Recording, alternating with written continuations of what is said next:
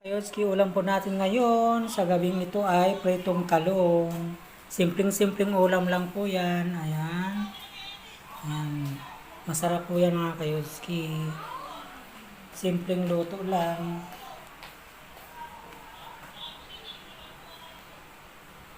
Meron tayong tinapa. Ayan. Tapos yung skinless longganisa.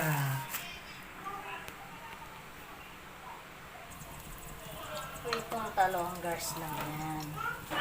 Ayan, prito lang po tayo mga kayoski. Talong po. Masarap to sa kalamansi dapat at toyo ang susawa. Very delicious, very delicious. Minsan po kasi nakakaumay na ang mga iba gulay naman. Instead na toyo, tinapa.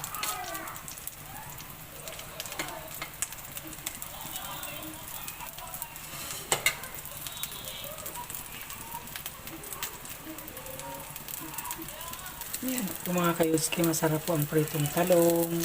Paminsan-minsan. Yan lang po ang ulam natin.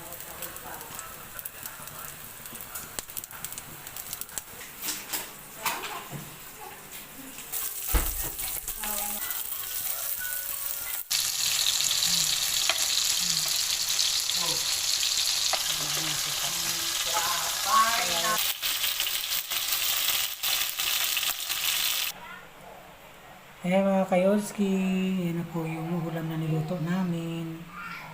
Ayan po. Ayan, thank you for watching.